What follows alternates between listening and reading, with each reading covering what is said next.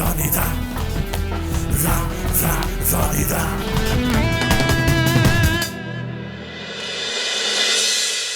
আপনারা যদি মনে করেন যে এটা একটা মানুষের হঠাৎ করে ফেলা একটা ভুল, তাহলে কিন্তু ভুল করছেন। এটা অনেক দিনের সুচিন্তিত একটা পরিকল্পনা, আর এটা একটা মানুষের কাজ নয়।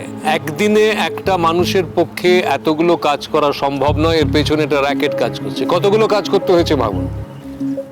দুটো জেলাতে ব্যাক ডেটে ব্যাংক অ্যাকাউন্ট খুলতে হয়েছে, তার জন্য ভুয়ো ঠিকানা জোগাড় করতে হয়েছে, কাউন্সিলরের সার্টিফিকেট জোগাড় করতে হয়েছে, এইটা প্রমাণ করবার জন্যে যে ওই দুটি মেয়ে, ওই রনিদা মণ্ডল আর শবনম সিংহ, এরা দুজনে একই সঙ্গে উত্তর 24 পরগনা এবং হুগলির অধিবাসী।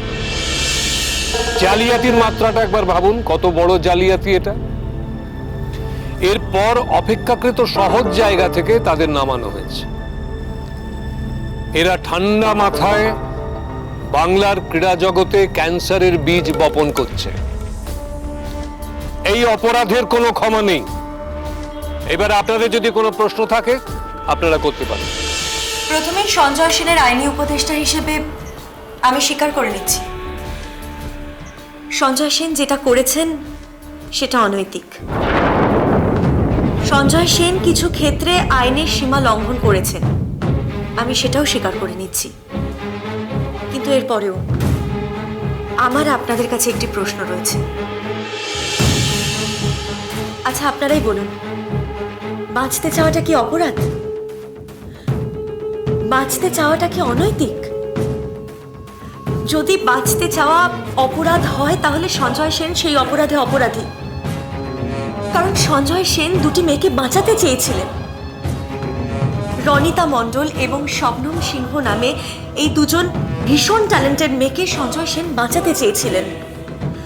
আর এদের প্রতিপক্ষ হিসেবে এই মুহূর্তে বেঙ্গল অ্যাথলেটিক্সে আর কেউ নেই বলেই অনেকে মনে করেন। পারফরমেন্স মানে কি চুরি করার অধিকার পেয়ে যাওয়া? কিসের পারফরমেন্স দ্যাট? আমাদের গ্যালাক্সির অর্ডিনারি অ্যাথলিট শবনম সিংহকে চুরি করে নিয়ে অপেক্ষাকৃত সহজ ডিস্ট্রিক্ট থেকে জিতিয়ে আনা হয়েছে, যে আমাদের গ্যালাক্সিতে চান্সই পাচ্ছিল না। আমার একটা অবজেকশন আছে।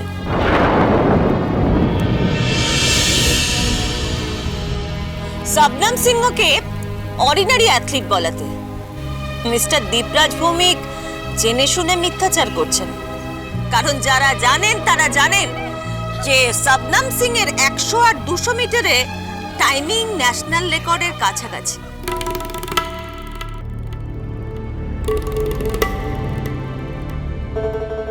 আমার প্রথম প্রশ্ন, গ্যালাক্সিতে শবনমের চেয়ে কার টাইমিং ভালো? আর দ্বিতীয় প্রশ্ন, শবনম জেলা মিটে যে টাইমিংটা করেছে সেটা কি ও নিজেই করেছে না সঞ্জয় সেনের কাঁধে চড়ে করেছে? ড্যাড, এটা তোমার স্টুপিডিটির এক্সিবিশন নয়। তোমাকে এখানে আনা হয়েছে লোকসংখ্যা বাড়ানোর জন্য, মুখটা বন্ধ না। আমি আপনাদের কাছে একটা প্রশ্ন রাখছি। চুরি করে, ডাকাতি করে, অনৈতিক কাজ করে যদি গরিব দুঃখীকে দান করা হয় তাহলে কি অপরাধ মুক্ত হওয়া যায়? এবার আপনারা উত্তর 24 পরগনা স্পোর্টস অ্যাসোসিয়েশনের সেক্রেটারি ধীরেন বাগচির কথা শুনুন তাকে কিভাবে বোকা বানানো হয়েছে। ধীরেন বাবু। হ্যাঁ দেখো, তুমি কি নিজে চুপ কর। চুপ করবেন কেন? আরে বাবা, আমি তো ওনারে চিনি গো। আমি তো তোমাকে চিনি, তুমি খুব ভালো দৌড়ো। তাহলে আমাদের এখানে দেখি পাঠালে কেন গো? আমি তো সবটা জানি না, সবটা আমার খিচুড়ি দাদা, আমার ভাই ছোটটারে বাঁচাবার জন্য নিজের দোকানটা বেচে দিল। কত টাকা খরচ করলো আমার ভাইয়ের পিছনে। কিন্তু আমার ভাইটা বাঁচলো নিকো।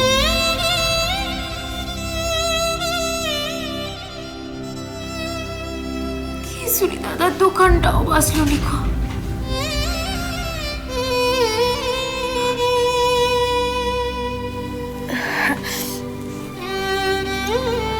তা ওই এখন আমার দৌড়ানোর খরচ চালাবার জন্যে খিচুড়ি দাদা চৌকিদারের কাজ করে। সারা রাত জেগে জেগে একটা ফ্ল্যাটে বসি চোর দাঁড়ায়। তারপর সকালবেলা এসে মানে মাঠে এসে আমারে আর শবনম দিদিরে প্র্যাকটিস করায়। জানো তো পিসিদের দাদু, এই শবনম দিদি কিন্তু আমাদের দলে আগে ছিল নিকো, ওই গ্যালাসকির দলে ছিল। শবনম দিদিরে ওখানে চান্স দেয় নিকো, ওই একটা বড় লোকের মেরে চান্স দিয়েছে। তাই তো শবনম দিদি খুব কাঁদতে কাঁদতে আমার খিচুড়ি দাদার কাছে চলে এলো। শবনম দিদির বাবাও তো আমার বাবার মতো খুব গরিব, আর ওই গ্যালাসকিতে টাকা ছাড়া কোনো দাম নিকো। তাই তো খিচুড়ি দাদা আমার খিচুড়ি দাদা তাই তো আমার খিচুড়ি দাদা আমাদের বললো এই টিস্টিরি মিটটা খেলিয়ে তোদের বেগ। সঞ্জয় আমাকে অনুরোধ করেছে রনিতা মণ্ডল এবং শাবনম সিংহ যে উত্তর 24 পরগনা মানে আমাদের ক্লাব থেকে নথিভুক্ত হয়েছে সেটা যেন শেষ পর্যন্ত প্রকাশ না করি, কারণ তার এবং তার ছাত্রীর নামে একটা চক্রান্ত চলছিল। ধীরেনবাবু বুঝতেই পারেননি যে গোটা চক্রান্তটা সঞ্জয় সেন নিজেই করছেন। চক্রান্ত ঠিক কোন পর্যায়ে গিয়েছিল সেটা মিস্টার কমল সাহার মুখ থেকেই আপনারা শুনুন। দেখুন, শবনম সিংহ আর রনিতা মণ্ডল ওদের আমার ক্লাব থেকে হুগলি ডিস্ট্রিক্ট মিটে পার্টিসিপেট করার কথা ছিল। সেই সময় একদিন হঠাৎ ওই মলয় ভৌমিকের ডান হাত কাউন্সিলর শক্তি ফোন করে আমাকে মলয় ভৌমিকের বাড়িতে ডেকে পাঠায়। তারপর আচ্ছা, এতদিন বাদে হুগলিতে গিয়ে সঞ্জয় সেন আপনার সঙ্গে যোগাযোগ করলো কি করে বলুন তো? ঠিকানা পেলো কি করে? বলেনি আমাকে, এসে খুব করে ধরলো, বললো সাহায্য করতে হবে। কিন্তু এবার তো ওই মেয়ে দুটিকে বাদ দিতে হবে, মানে এই শবনম সিংহ আর রনিতা মণ্ডল একবারে শেষ মুহূর্তে বাদ দিতে হবে।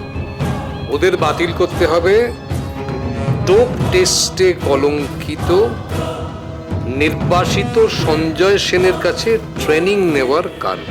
আমি না সেই থেকে খুব মানসিক অশান্তির মধ্যে আছি। আমি নিজে চোখে ওদের প্র্যাকটিস দেখেছি। রনিতা শবনম সত্যিকারের প্রতিভা, ওরা অনেক দূর যেতে পারে, আর আমি চাই যে ওরা অনেক দূর যাক। মলয় ভৌমিকের দুষ্ট রাজনীতি যেন ওদের স্পর্শ করতে না পারে।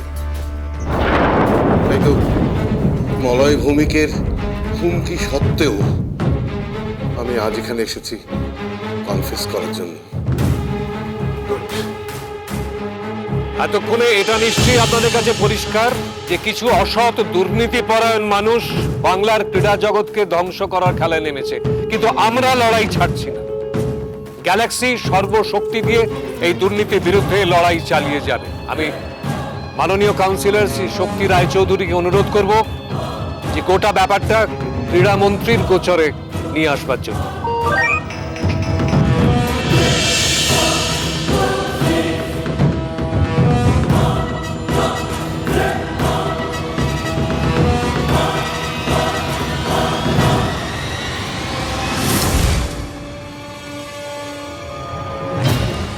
একটা ব্রেকিং নিউজ আছে।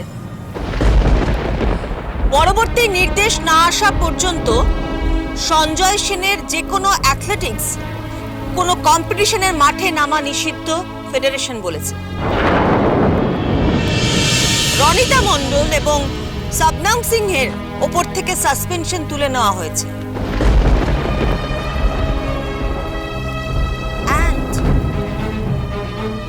গ্যালাক্সির প্রেসিডেন্ট মিস্টার মলয় ভৌমিকের সন্দেহজনক কার্যকলাপের ভিত্তিতে একটা নতুন তদন্ত কমিটি গঠন করার কথা ঘোষণা করা হয়েছে। এখন আমার প্রশ্ন, সরি, যে বিষয়টা নিয়ে আলোচনা হচ্ছিল সেটা আমরা শেষ করেছি আপাতত। নতুন যে বিষয়টা উপস্থিত হয়েছে সে ব্যাপারে আলোচনার জন্য আপনাদের সময় মতো ডেকে নেওয়া হবে। Thank you.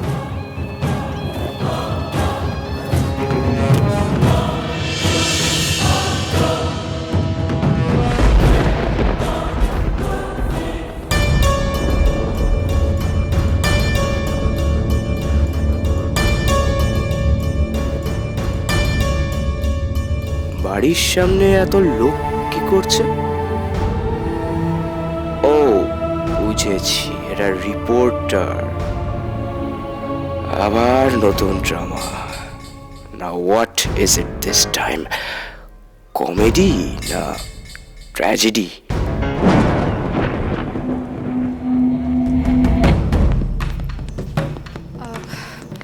Sorry, Sanjay Sen আপনাদের কোনো রকম ইন্টারভিউ দেবেন না। ম্যাডাম, যদি রনিতা মণ্ডলের সঙ্গে। Sorry again. সঞ্জয় সেন তার ছাত্রী রনিতা মণ্ডল আর শবনম সিংহকেও সাংবাদিকদের সামনে আসতে নিষেধ করেছেন। সঞ্জয় সেনের তরফ থেকে আপনাদের অনেক ধন্যবাদ জানাই। আপনারা আপনাদের বহু মূল্যবান সময় নষ্ট করে এখানে এসেছেন। আপনারা আর অকারণ সময় নষ্ট করবেন না। আপনারা আসুন প্লিজ। কি ব্যাপার? লোকটা কি বড় লাজুক নাকি অভিমানী?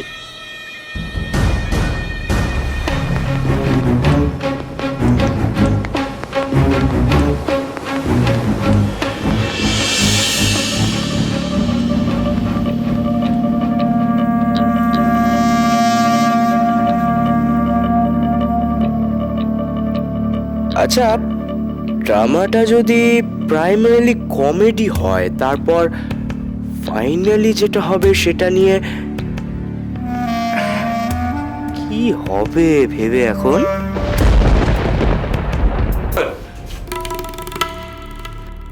তোমাদের কাগজের কি সব আদর্শ ছিল না? তোমরা এখন ওই বাজারি গিয়ালো জার্নালিজমে বিশ্বাস করতে শুরু করে দিয়েছো।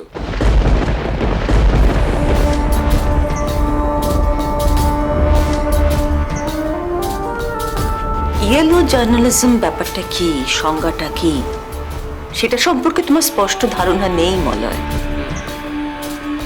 যাকে আমি যেটা বলছি, এবার কিন্তু তোমার থামা উচিত। কোহারান হেরে বসে আছো তো। এই, তো শেষ বাঁশিটা কে বাজালো? আর যদি ভুল করে শেষ বাঁশি শুনেও থাকো, সেটা শেষ বাঁশি নয়, ওটা ইন্টারভালের বাঁশি। প্রথমার্ধটা শেষ, দ্বিতীয়ার্ধটা এখনো বাকি আছে। Come on, be a sportsman Malay. তাহলে তোমাকে বারবার এরকম লজ্জা পেতে হবে না। লজ্জা আমার কেন হবে? লজ্জা পাবে তো তারা যারা যারা বিভীষণ রাজা হয়েছিল, রাইট? কিন্তু লোকে কি বলে থাকে? ঘর শত্রু।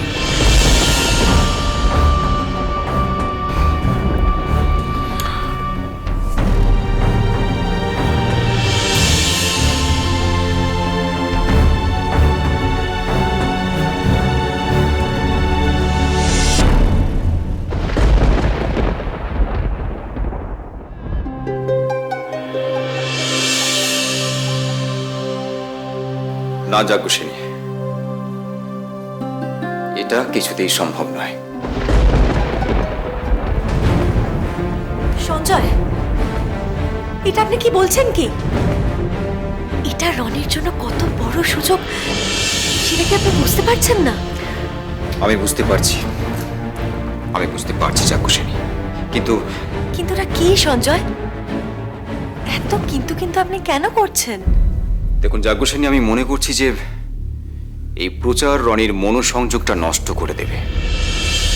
আমি চাই না যে রনি এই মুহূর্তে স্টার্টিং ব্লক আর ফিনিশিং পয়েন্ট ছাড়া অন্য কিছু দেখুক, বা স্টার্টারের বন্দুকের শব্দ ছাড়া অন্য কিছু শুনুক। বুঝেছি বুঝেছি।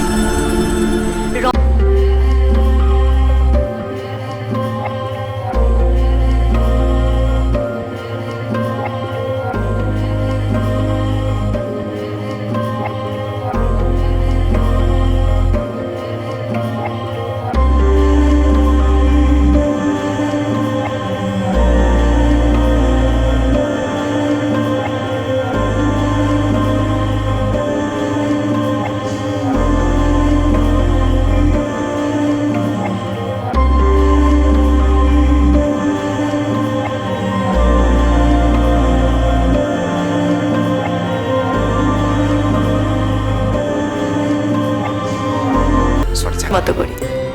আর আর আমার গল্প বিরবানি গল্প নয়, তোমার জীবনের সত্যিটা এবার সবাই জানবে। ও খিচুড়ি দাদা, তাহলে তুমি রাজি হয়ে যাও না গো। কাগজে আমার ছবি বিরবানি, আমার এনে লেখা বেরোবানি, কত ভালো হবানি বলো দিনি। আমার মা বাবা মনি সবাই দেখবানি, শুধু ছোটটা দেখতে পাবেনি কো। ও খিচুড়ি দাদা, তুমি রাজি হয়ে যাও না গো। ও দিদিমণি, তুমি বলো না গো।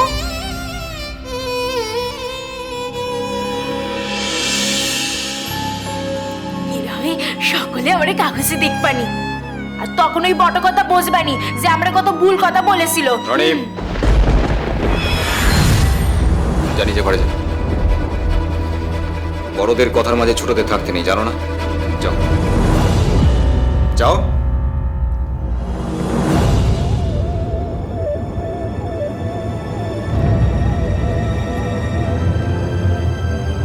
দেখলেন, হঠাৎ বিখ্যাত হওয়ার লোভ একটা বাচ্চার মনকে কতটা বিচলিত করে দেয়। শুধু বাচ্চা কেন, যে কোনো মানুষের মনকে বিচলিত করে দেবে। আপনার মতো করে থাকতে সে ভয় কিন্তু আমি পাচ্ছি না, কিন্তু আমার মনে হয় রনির এই সুযোগটা পাওয়া উচিত। দেখুন, মিডিয়া কতখানি শক্তিশালী সেটা তো আপনাকে বলে দিতে হবে না। মিডিয়ার ব্যাকিং থাকলে অনেক সমস্যার কিন্তু সমাধান হয়ে যায়। সরি যাজ্ঞসেনী, আমার উত্তর এখনো কিন্তু না।